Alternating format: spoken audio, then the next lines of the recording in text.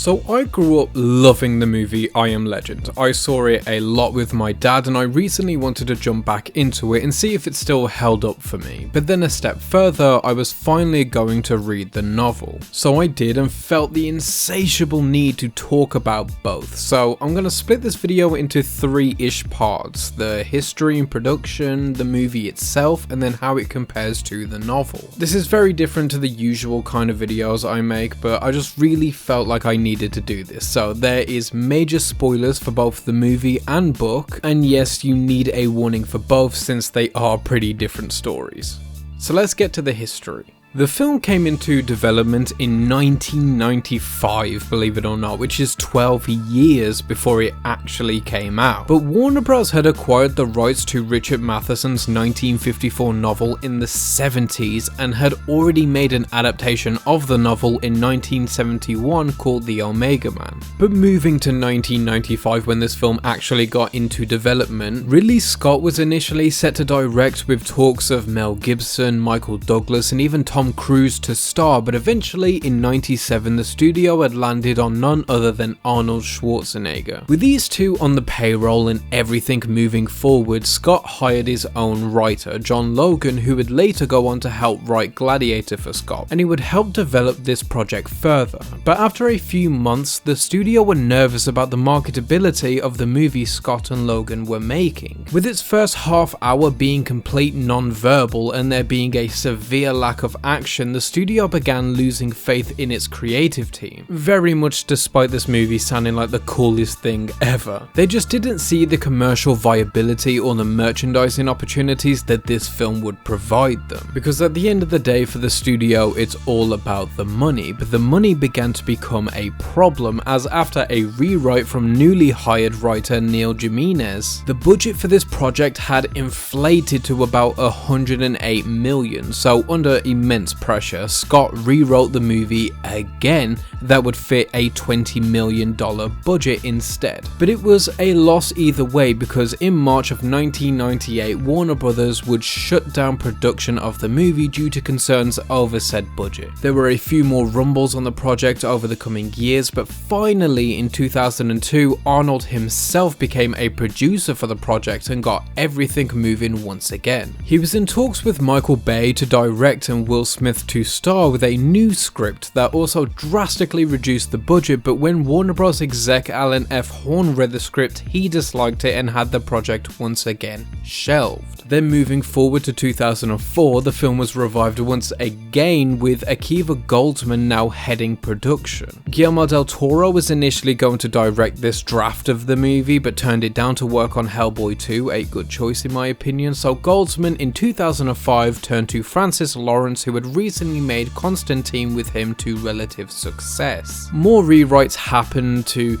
distance the movie from works the original novel inspired, as well as 28 Days Later, which bared a striking resemblance to this film, especially in its version of the virus, though it did apparently serve as inspiration for the deserted look of New York, so they clearly didn't want to distance that much. Will Smith had some issues with Hancock around the time, causing delays and the possibility of a recast, which led to more rewrites that leaked over to even when Smith was a lock, and that led to Will Smith improvising a lot of scenes due to the fluidity of a solid script's existence on set. Smith actually had a lot to say about the making of the movie, and his character in particular. He was drawn to the movie because he felt it could be something in the vein of a Gladiator, something super crowd pleasing but also having uncompromised artistic value. He found the character his toughest challenge since playing Muhammad Ali in Michael Mann's movie Ali. He found multiple sources of inspiration for his character, notably Job from the Book of Job, a biblical story of a man who loses everything, and the ultimate question of how much one man can endure before giving up. Can a righteous man ultimately find the will to go on simply because he must? Another inspiration for Smith was Tom Hanks in Castaway, for well, obvious reasons. The filming of the film is quite interesting. I'd suggest doing some reading on it. It was a crazy shoot and they shut down some of the most major streets in New New York, including the Brooklyn Bridge, for 6 nights in a row, and naturally people got very upset. But I think that's enough on the backstory and history of the movie. If you want to find out more about it, definitely go and read on it because I think it's quite interesting. But let's get to the actual movie now. So the film opens on a news report, which is then followed by a smash cut to 3 years later in a post-apocalyptic New York. And I think the general aesthetic and design of this world is amazing. It feels believably abandoned. Some buildings have these big tarps over them. There's parked cars everywhere. Everything is in disarray, but not in a completely unrecognizable way. The tarps and other visual additions imply a history and timeline to this world, which is nice. We don't need to see every little detail of how we got here. We just need to know the broad strokes and we can fill in the gaps ourselves. There's also some background posters like the infamous Batman and Superman movie billboard that everyone points out, since this was long before Batman v Superman. There's some other posters in it.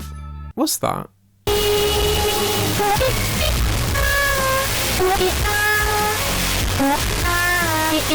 Something interesting happens in this intro. Whilst hunting deer, our lead character, Robert Neville, encounters a family of lions who are also hunting the same deer. Neville notices that the lion has a family, a child, and thus he allows them to take the deer themselves. This is thematically important later, but it also serves as a point of reference for Robert's empathy. This is 3 years since he's had basically any contact with another human, but he's still fundamentally a nice and empathetic being. The film also heavily demonstrates how Robert tries to keep a sense of normality. He lives in his house from before, runs and operates his house how you would normally, watches reruns of the news, goes to the shop to rent DVDs, he talks to these mannequins. It's a beautiful way of representing the human spirit and its undeniable perseverance, whilst also showing you how fragile Robert Neville's existence really is. Everything is an illusion. He lives by meaningless rules and does his business day by day, mostly as if nothing were ever wrong. To break up this weird sense of order and normality, we get these occasional flashbacks that give context to the world, the virus, and also Robert Neville as a character. All these flashbacks are integrated really well, and narratively the film is structured super well, which is surprising given the consistent scripting issues it had, but I suppose this is all down to the editing, which is admittedly really tight and effortlessly executed. So now we have a status quo, a protagonist, a side companion in Sam the German Shepherd. We have a bit of context to answer why we're here, so now we need a conflict, our antagonist. Which in this movie, it's the Darkseekers. We see very little of the Darkseekers in the first act, we just know the anxiety Robert has when nighttime comes. And he is so obviously fearful of the virus and its effects, so when we eventually move to the second act and they're revealed, the myth of them is built so well just from the subtext that they become the most terrifying thing imaginable, and it's revealed in a pretty effective way too, because eventually Sam runs into this building and despite all his better judgment, Robert goes in to save her because it's the only thing left in his life that is from before, the only thing that isn't an illusion. The anxiety during this sequence is super high and one of the most atmospheric and well directed moments in the entire movie.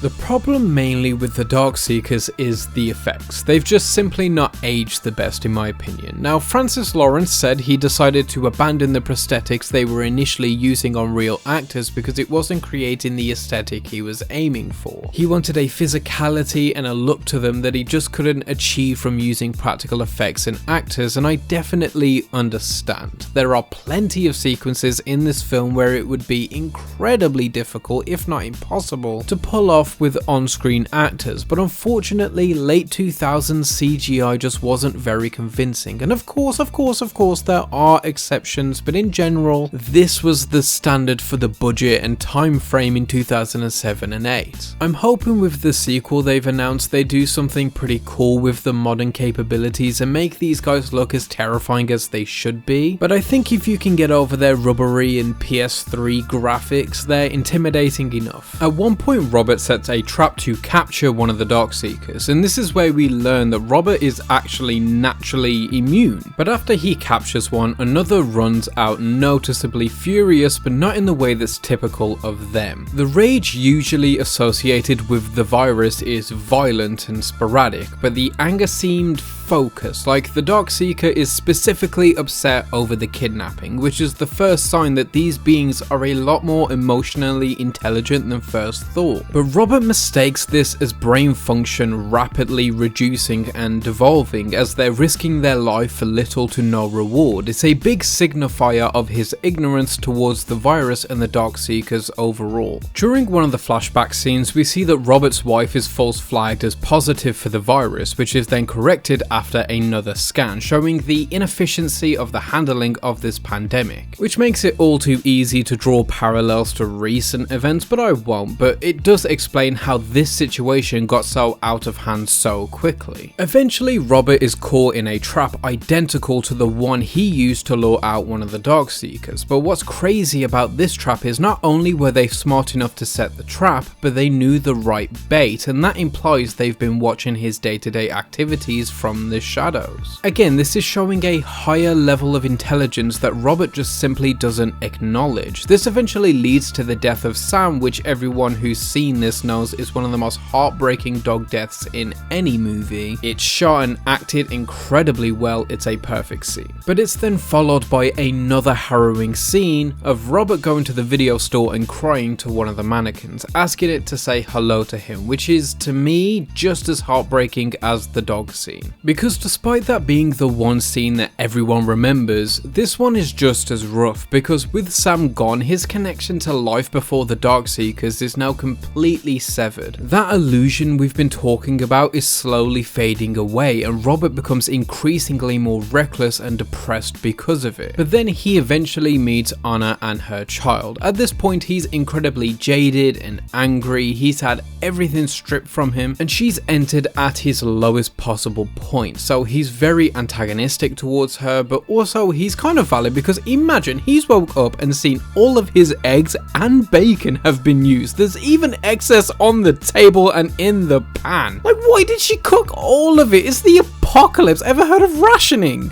But Anna is quite important to Robert's character and this narrative, because not only is she a step towards humanity for Robert, something he just lost with Sam, she is the first to question Robert's belief that the Darkseeker's brain function is low. She introduces the idea that maybe the Darkseekers have evolved to actual intelligent beings, both emotionally and mentally, whilst also being physically superior also. This challenge is important because this changes the core of Robert's character, and if true, makes his entire purpose irrelevant, which is on the one hand soul crushing, but on the other massively freeing. There's also this one scene where Robert introduces Anna to Bob Marley, and not just that she hadn't heard any of his music, which is already unbelievable, but just the concept of him, his existence. And look, I know this is a sci-fi dystopian horror action movie, whatever, but I can only suspend my disbelief so much. And there is no way this lady at this time, at her age, would not have already heard of Bob Marley. Now, during the third act, Robert's house gets invaded. They go and hide out in the lab, and depending on the version you're watching, he either blows everyone up, or in the original cut, but technically alt version, and in my opinion the best version, the version in which the sequel is taking as canon, Robert hands back the Darkseeker his cure was working on because he finally understands that they don't need to be cured. They are intelligent creatures and they don't want to kill him. They, or mainly the alpha male Darkseeker, just wants the alpha female Darkseeker back because he presumably loves her. And yes, that is literally what these characters are credited as. This growth from Robert is well built and well executed. It almost achieves the purpose of the book, but not quite. At the end, Robert leaves the city with Anna, signifying that he's moving on, and he passes the Lion family that he once showed kindness for, bringing it full circle because Robert now sees the Darkseekers in almost the same light as them, as a society with their own needs needs that should be left alone and allowed to live. Now, something I haven't mentioned yet is the symbol of the butterfly. This symbol crops up a lot in the film, over half a dozen times, but most notably as a tattoo on the alpha female and on the glass when the alpha male is trying to break in during the third act. The reason the butterfly is so significant is because of what a butterfly represents symbolically. It represents evolution and change, applicable to both the Darkseekers and Robert, but also the world. The world as we knew it died, and in that death it became something new. Not better or worse, just new. The Darkseekers evolved into these intelligent and social creatures, and Robert has learned to grow into accepting that and accepting his losses and moving forward with what is rather than chasing what was. It's a simple metaphor, but one that ties the entire movie together very nicely and neatly and brings all three of its aspects to a good conclusion. Honestly, this movie really is not bad at all. It has mixed reviews, but aside from the CGI, I can't find too many problems in the actual movie. The bulk of this film's problems come from it just being a poor adaptation of material that has a wealth of potential. But if you were to take this film at face value, see it as an individual piece, I can't particularly rain on it all too much. It's not perfect, but with a powerful score from James Newton Howard, great direction from Francis Lawrence, and an emotionally dynamic and moving performance from Will Smith, at this film's worst, it's still enjoyable.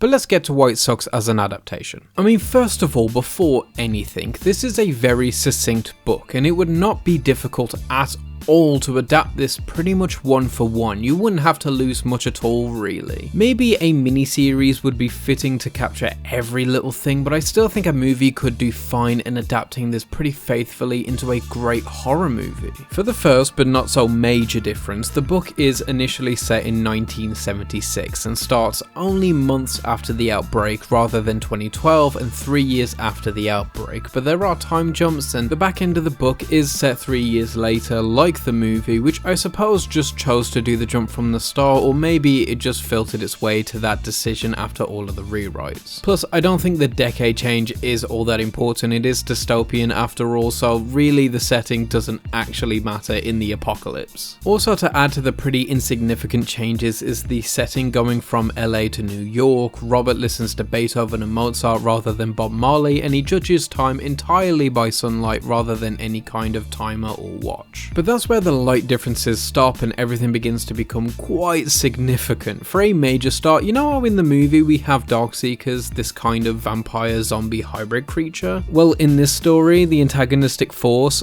are vampires, and not in the way they have any kind of special name or anything a bit quirky. These are legit, straight up vampires. They hate garlic, which Robert uses to guard his home. They hate crosses, kinda. They hate kind of whatever religious symbol would most affect the vampire's living self. There's the mirrors thing, they speak, they're pale-faced, they go comatose during the day, they come out at night and are literally called vampires. The only difference between them and the classic stories you know is they were initially turned into vampires through a virus, and they don't turn into wolves or bats, but they do have vampiric dogs similar to the movie. And unlike the Darkseekers, who are essentially passive until Robert makes himself a threat to them later, the vampires are active antagonists. They repeatedly attack and stalk Robert's home. The vampire women taunt him sexually to lure him outside, knowing he's been starved of female attention for a while now. There's a main antagonist by the name of Ben Cortman, who is replaced in essence by the alpha male Darkseeker, but Ben is a more vocal and reoccurring problem from the beginning of the novel. He actively wants to kill Robert rather than appearing later on and just wanting his boo back. It also turns out later on that he knew Ben Cortman in life. They were good friends, and this is probably why he's been targeting him so much in his afterlife. Robert in the novel is also described as a very tall, large, bearded and scary white guy, as opposed to Will Smith's sort of handsome and everyman face and stature. I think the movie partially did this in an attempt to make us endeared and empathize with Robert from the start, rather than going the friendly friendly giant route, but also Will Smith was kind of just popular at the time and it was a good name to attach to the project. I mean, after all, early versions of this script did have Arnold Schwarzenegger attached to it, so you know. And in this version, Robert has also lost his wife and child, but this time they're called Virginia and Catherine. His wife actually succumbed to the vampiric virus and Robert had to take her out, trying to bury her, and her coming back to kill him, so yeah, he eventually had to like shoot her and tie her down in this like casket thing. And I think this plotline maybe got lost and ended up just being that one little moment where she tests positive for the virus in the movie, but I don't know. He loses Catherine as her body gets thrown into this pile and burned, which is a big thing in the book, and so many people died in these pits of burning bodies. It's infinitely more tragic than what Robert goes through. One of the bigger changes the movie made was to give Robert a canine companion. Here there's no dog to accompany Robert on his journey, but there is a chapter about this possible dog companion that Robert tries to domesticate, but he ultimately has to let it die, similar to the movie, but it never really becomes his friend and it's not a big significant chunk of the story. It feels more just kind of like an idea that Matheson had, and the whole narrative purpose is to just bring Robert Neville's hopes up, just to crash them back down. Then, unlike movie Robert, book Robert is not a doctor, he's not a scientist, he's not really making a cure. His main goal for the majority of the book is to kill all the vampires. He does kidnap a vampire woman like he does in the movie, but this is to test for weaknesses rather than experiment and find a cure. He also actively hunts during the day. He seeks out these vampires as they sleep and dispatches them, unlike movie Robert, who tends to just avoid them at all costs. There's a moment in the book where he uses his car to run a bunch of them over after he stays out far too late, and this was clearly repurposed for this scene where Robert gets drunk and baits the dog seeker so he can kill them after losing Sam. That event leads Robert to spiral, but for book Robert, it's not just the isolation and loss that gets to him, but it's also the constant harassment and haunting from this one group of vampires. It's an extra layer to make his situation that much more unbearable. He does eventually start doing experiments, but it's to find a cause of the virus. He ends up studying a lot on different types of parasites and he becomes quite knowledgeable on the subject and even learns a lot about the vampire's infection and how all of these things work. There's a whole bunch in the book about Robert becoming godless, he mocks his own prayers, and there's a minor subplot about a religious cult. And all of this kind of just boils down to this one moment in the movie where Anna talks about God and Robert declaring that there is no God, which is a powerful moment in the movie, but I wish it was explored a bit more like it is in the book. Speaking of Anna is a surrogate of the book character Ruth, who Robert finds wandering alone. She doesn't find him through some radio message, it's pure coincidence, and she notably doesn't have a child in this version. But like Anna, Ruth questions Robert a lot on his beliefs, his methods. They essentially play the same role, that is until it's revealed that she's a vampire who has Trojan horsed her way into his operation through weaponizing his loneliness to get on the inside and gather information on him for the rest of the vampires. She informs him that she's a part of the new vampires, more evolved than the initial group forged by the outbreak, and this new group of vampires are building a new society. But the problem is that this society are terrified of him, and this is because he breaks into their places of rest and kills them while they're asleep. He's a danger to them all and they can't infiltrate his house to kill him. He's essentially the boogeyman to the vampires, but because of this betrayal, he eventually gets kidnapped and goes to the new society where he sees all of them gawking at him, and he realizes right then that he is who the vampires were to his people. This is no longer his world, the humans' world. That's the whole idea of the title, I Am Legend. This new society has been made and he's the only remnant of the old days left, and to them he is absolutely terrifying. He's playing the role of the monster in their world. The movie kind of loses the purpose of that title, and though the alternate ending does take a few strides to make that title mean something, it ultimately means very little in comparison. You can tell where the multiple rewrites of the movie eventually took many of the novel's moments and core themes and repurposes them and dilutes them down to these other moments in the film, but they are just barely recognizably of similar DNA. But in the end, the movie is the movie and the book is the book. I've always been of the opinion that as long as a movie or show operates well in its medium, its quality in terms of being an adaptation is secondary. Is it important? Sometimes, but is it always necessary? Not really. In this case, the versions of this story are so wildly dissimilar that I can easily disassociate the movie from the book and see it as its own thing, which I know a lot of people can't do, but that's just simply me. But when the movie came out, it did very well. It grew a fan base over the weeks it was in theaters, being a big hit on Christmas Day. In fact, it was on a budget of 150 million and made 585 million, so when considering possible marketing cost, the movie probably made around $200 million profit. It passed Lord of the Rings: Return of the King to have the highest December opening weekend. It also made about 126 million in home media sales, being the 6th highest selling DVD of 2008 behind WALL-E, Kung Fu Panda, Alvin and the Chipmunks, Iron Man and The Dark Knight. It was received critically very fair, not exceptional but pretty positive overall, the only real negatives being the shaky CG and the deviations from Matheson's book. But the story was praised for its themes, but mostly was praised for the central performance from Will Smith, so who's to say whether the film failed or not? Yeah, it may not be the novel to a T, but it created its very own successful and fairly liked thing that's now getting a sequel over a decade and a half later.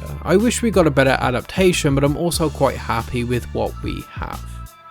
But that's just me. Have you seen I Am Legend? Have you read I Am Legend? If so, let me know what you think. If not, will you? And whether it's one about a post-apocalyptic world occupied by one man and his dog or not. As always, keep watching movies.